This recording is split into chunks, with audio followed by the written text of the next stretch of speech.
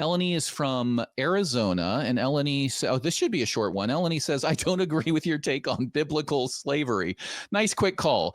So Eleni, thank you for waiting and holding. What is it that you take umbrage with?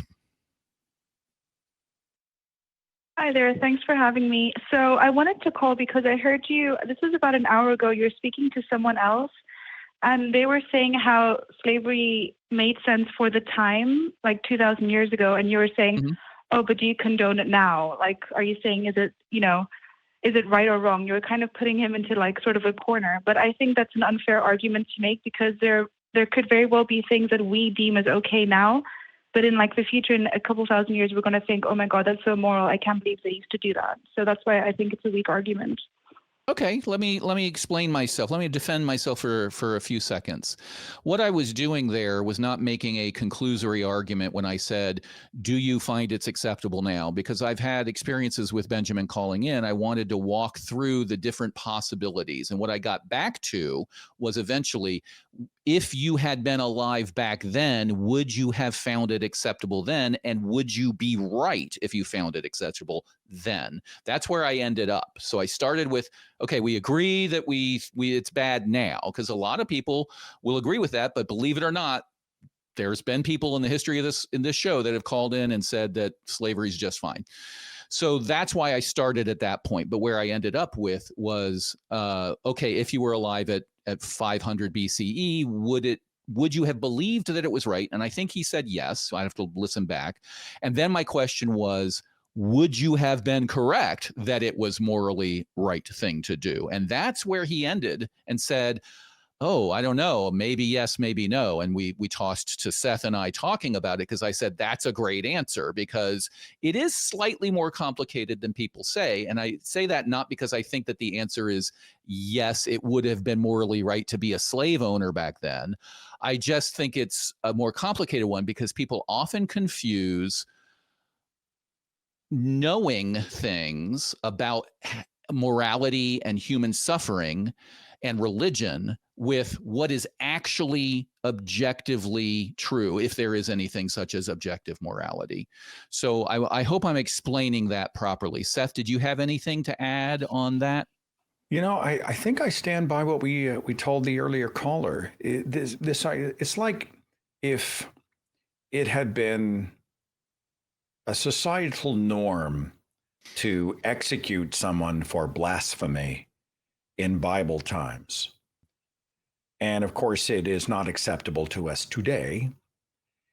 But hey, those were the standards and societal norms of that time, and they didn't have the information. It was a whole different culture. I just don't think that doing harm, and I literally put under that category, I would include owning another human being as property, which is a form of dehumanization.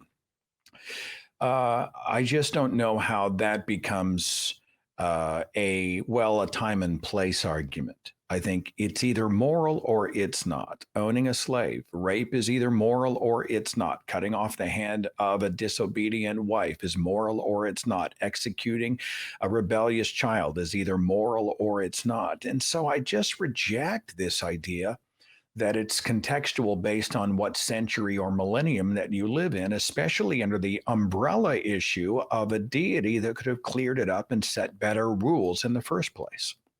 I agree entirely. So, Eleni, I want to hear back from you in a second, but I just thought of another way to phrase this that might help frame the conversation. Let's suppose somebody says, at least it was understandable, if not moral back then, and it is not moral now. Let's say something happens and humanity is taken over by religious fanatics. And all of a sudden they make slavery legal again, or any of the list of horrors that Seth just listed right out of the Old Testament laws. And then centuries go by where we are practicing maybe religion-based slavery again in the year 2200 or 2300. Would it be morally correct then? What are your thoughts, Eleni? Sorry, can you repeat the last part of that question? Let's say something happens to the planet Earth now, some either political revolution or apocalyptic type of thing, but Planet of the Apes, let's say, right? And over the next 200 years, slavery comes back into moral fashion. People decide that it is okay to own slaves again, and they enact laws that legalize it. And over time, we sort of forget where we came from, that it was practiced. Then we realized what is good and bad at a better level. We realized that human flourishing is kind of a good thing, and slavery is antithetical to that. But then we sort of kind of forgot, or maybe just politically, a certain group of people took over and they just made it legal again, and it became practiced again. Would it be legal? Would it be moral then? In this hypothetical scenario, obviously, I mean, well, no, but I would like to put it this way. Do you think owning farm animals is ethical?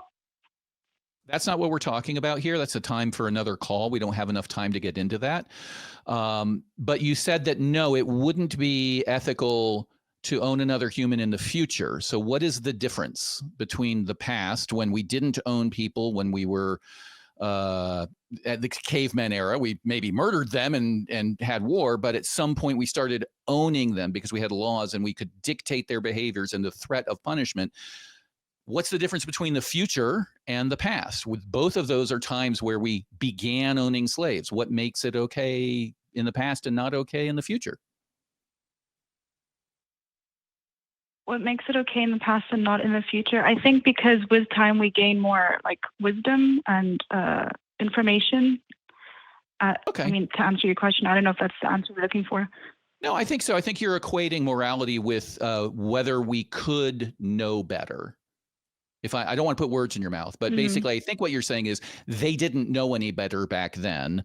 We know better now, therefore it's wrong. Is that kind of where you're coming from a moral standpoint? Oh, okay. I think where I'm coming from, the argument that I'm trying to make, I'm trying to play devil's advocate a bit, is sort of how do we know what is moral and what isn't until much time has passed that we're able to look back with hindsight, you know? Because right now there's a bunch of immoral stuff that we don't even know that we're doing, you know? That we don't, Sure. you know?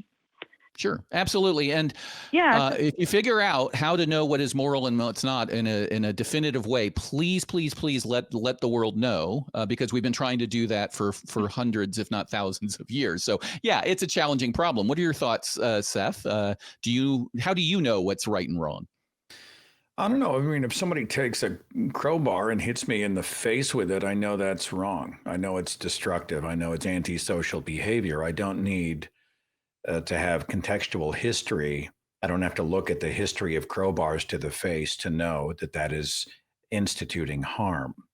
I understand the larger point that she's making, you know, but I just, back then they didn't know what germs were. They didn't know what the stars were. They thought the earth was flat. They were superstitious about everything. They thought epilepsy was caused by demon possession, etc. But I don't think ignorance excuses it.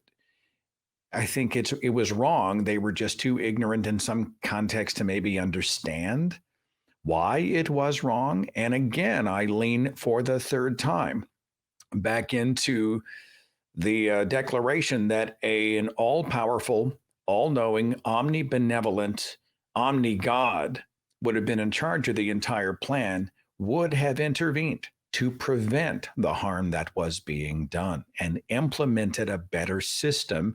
And he would have been able to explain it, to condescend in a way that these primitive humans could understand and implement. That God, limitless God, who was the master designer blueprinter, would have come up with a better plan and been able to explain why it's better. And I stand by that.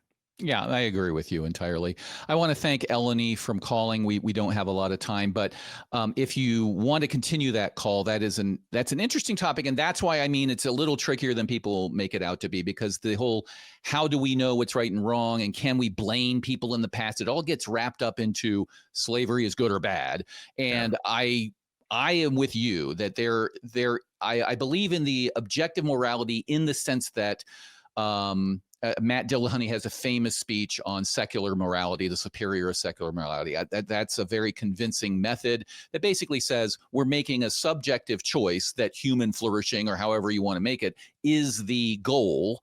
And once we've done that, then there are objective measurements we can say to say it is objectively worse to own people as slaves than it is to not own people as slaves. So objectively, within the framework of trying to increase human happiness, flourishing, beneficial experiences, objectively, slavery was wrong forever. I think that's where I would end up on that question.